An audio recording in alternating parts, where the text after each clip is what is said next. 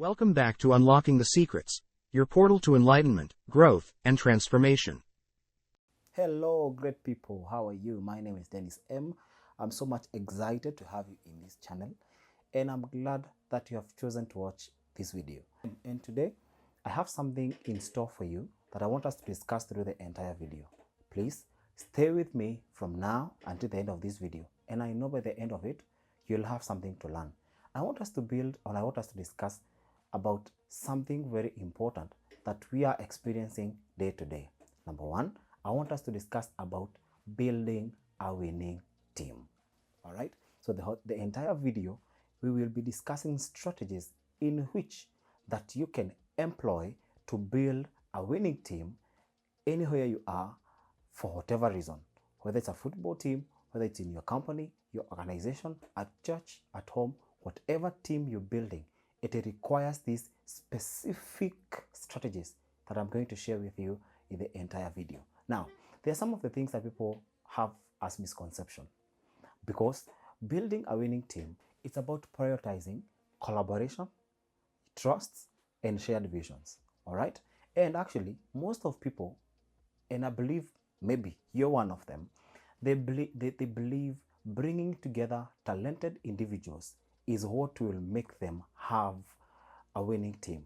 Well, it is good to bring on board talented and skilled people, but that is not all there is. What if you bring someone on board? Well, they are skilled, but they don't share the same vision with you. You will fail. They don't trust in what you're doing. You will fail. So here are some of the strategies that will help you build a winning team. 1. Define clear objectives and roles. The foundation of any winning team is when they set clear objectives and roles. It's not just a matter of setting it. It's a matter of making the members, those people who are engaged or who are participating in that team, to understand the role of each and every one of them. Define what success looks like depending on what you're working with. If you have a project, let every member of that team understand what success looks like about what you're working on. Because it is good sometimes to work from behind, coming forward, but you're working from forward as you head behind. So make sure that every member of your team understands the vision, the goal of where you're headed to, and what success of what you want as a team looks like. That will help your members to participate in one heart. Clear, specific objectives helps to achieve direction and motivation, while well-defined roles, they help or they prevent overlap and confusion among the members of the team that you are working with. So it is important to take note of setting clear objectives and roles. Selecting the right people. This is one of the things that makes many teams fail, because you're going to select the members of your team, perhaps the executives of the team, depending on how well you know the person, not depending on how well the person can deliver. This is one of the things that has made many teams and organizations to fail, because I'll select you because you're my friend, even if you're not competent for that role. That is another mistake, and a big one, that many teams are making out there, and they end up collapsing within no time, because we thought because your name is well known, you're going to deliver. Only did we know that it's only you have a big name, but you're not competent for a role that you're given. Now, that is taking us to somewhere very important, where the right skill and attitude is very much important for any team that is anticipating to win. Look for team members who not only excel in their area of expertise, but also people who demonstrate the willingness to collaborate and adapt with the team. Because at times you find there are high season and low seasons for each and every team. So how willing are the members to adapt and collaborate with the new norm of the team. Now, diverse skill and perspective enhances creativity and problem-solving skill in any team. Another thing that makes team fail is when you lack problem-solving skills, depending on the people you're having on board. And that's why we said that the kind of people you're selecting must be able to adapt with what is happening in the team. Imagine you're having an issue in the team, and instead of solving the issue, you become part of the issue. Whereas we should have this one motive and this one goal, that anytime we have a problem in any team, anytime you have a problem in your team, please do not become part of the problem, become the solution. All right? And so you should get the right people to join your team. And you may not get the right people from the word go, but in the process, make sure you contribute positively to the rest of the members of your winning team. Open communication. Now, as a team leader, make sure you provide an environment whereby your team members, they feel comfortable speaking and sharing the ideas, their feelings about the team, their feelings about the movement of the team, their feelings about where the team is headed. Do not practice the dictatorship kind of a leadership where your members do not feel comfortable sharing the ideas, because effective communication, it is the cornerstone. Underline that. Effective communication, it is the cornerstone of any winning team. Did you know that? Regular meetings, open door policy, these are some of the things that will help your team maintain transparency, and also it enables each and every member of your team to be on the same page, because it is wrong when you don't have an open communication, that when your communication is poor to the team members, you'll find that there are those who are ahead of others. And as a winning team, if your objective is to have a standing and a winning team, I'm telling you the truth, each and every member ought to be on the same page. So, open communication and having effective communication in any team is very crucial, and it's mandatory if at all your objective is to have a winning team. Provide opportunities for growth. Now, providing opportunities for growth of your team members is very important as well. Support their professionalism by providing mentorship, trainings, and opportunities of advancement for that team. Now, do you know, when you do that to your team members, they feel valued, and also you're adding more wisdom and more skills and more exposure to what they already know. So for them to deliver in your team, it will be easy for them. Why? Because they have undergone mentorship, they have undergone training of certain areas that they need, they have gone for inductions, you have provided opportunities for growth, they have met with other people who are probably doing the same thing as them, all right? But they will learn something that they didn't know. And so they tend to employ it or to practice it in your team. And I'm telling you, the results will be different. Why? Because if you keep on doing the same thing, expecting different results, that is impossible. But once you do different things, the out of norm, the outcome of the results will be different. So it is good to provide some of these opportunities to your team members, and I'm telling you, they will grow, and this boosts their motivation and commitment to the success of the team. That is a secret.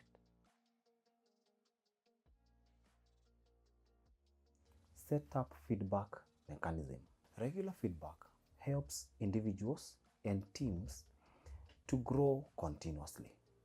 We all know that when you have a feedback over something, at times when it is criticizing, you tend to take it negatively. But I'm here to tell you, anytime you receive a negative criticism, it is good to weigh out. Be honest and be truthful to yourself. Is the criticism true? If yes, change. Is the criticism true? If no, ask yourself, the person who criticized, why did they do it? And try to find the positive out of that negative criticism. And as a team, you will grow. Now, as a team leader, always encourage your people to do right. Anytime they find criticism at a personal level, please let them take it positively. Probably you're watching at me, you're a team leader. You're watching at me, you're a team member. Anytime your team faces criticism, anytime you face criticism as an individual, take it positive. Take it positive. When you have a positive feedback, continue taking it positive. But that does not mean you should start working low, or you should now start not working hard because you have a positive feedback. No. Actually, among yourself as a team lead, as a team, if you have to criticize somebody, let it be positively. If it is a negative criticism, let it be in a friendly manner, such that you will not hurt your team member. So it is good to set up a feedback mechanism in any team. Celebrate success and learn from failures. Team. Any winning team, there are successes, there are failures. And how people deal with failures is terrible, because you will find when failure comes, nobody wants to be associated with it. For any team that is willing and their objective is to succeed, when failure comes, embrace it positively. How is that possible? Sit down with your team members. Let them understand, if it is one of you who has messed, it is our mess as a team. So you embrace success, okay, and learn from failures. When you sit down with your team members, analyze the source of the failure. Do not criticize it, learn from it. And if you have to criticize it, we have said in the previous strategy, that let it be in a friendly manner. Okay? So when failure comes, embrace it positively. Learn from it. When success comes, we celebrate. Who doesn't love success? After all, we all love success. So when failure comes, learn from that failure. Do not retreat. Do not run away from the failure, but you should learn from it. Now, analyzing what went wrong encourages a culture of resilience and continuous improvement every time. You understand? So when you analyze as a team what went wrong, it makes you stand strong to remain standing as a team, and also it helps continuous growth, continuous movement as a team. Lead by example.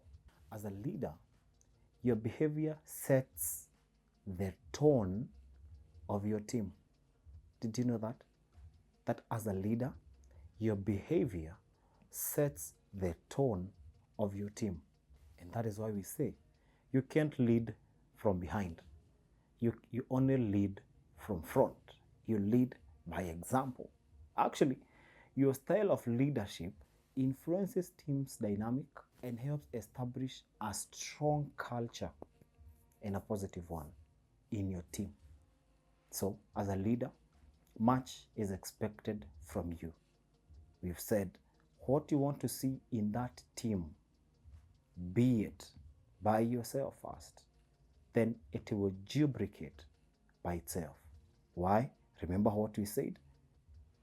That your qualities sets the tone of your team. And for any standing team, for any team that is willing and they're determined for them to win, Leaders must lead by example, and they must demonstrate the qualities, the leadership qualities that they want other team members to follow. It is so unfortunate that you see most teams outside here, what the leaders say is not what they do. In other words, they don't walk the talk, and they expect other team leaders to be a good example by themselves, minus the leaders. That is impossible. And actually, that is why you see even some of the teams chasing away their leaders, and they decide to have a new set of leadership. Why? Because they have seen that those who are leading us are not a good example to us. They are not leading us to the set goals of the team. You understand? And therefore, they tend to chase those leaders away. But the moment you have leaders of integrity, people who lead by example, if we say it's A, it's A. They preach water, they still drink the same water. They don't preach water, they drink wine. You understand? So once we have those kind of leadership on board, the team, the probability of the team remaining strong and winning, it's very important. But once we have leaders who preach water and drink wine, I'm telling you, that team, sooner or later, it will collapse. Maintaining flexibility. Now, each and every team must practice flexibility. What do you mean by flexibility? Flexibility means that you are ready to adapt with changing circumstances. Not all the times things will run as per the wish of each and every team. Whenever things turn around different from your expectations, how well are you able to adapt to the new circumstance, to the new change as a team? Flexibility in a team is very crucial. Flexibility allows the team to navigate through the challenge effectively, successfully, and also to seize new challenges. Encourage a mindset that embraces change and innovation in your team. Let me tell you something very important for any team. Innovation is important, and at times what you anticipate, it is not what results. Therefore, it is calling at a very high scale that we should be flexible enough to adjust. Do not place your mind in a sticky mode, that once something happens, a change, or when something calls for a change, it is so hard for you to adapt the change or to adapt the new norm. No, for any winning team, flexibility, it is a strategy. Underline that. For any winning team, flexibility, it is a strategy.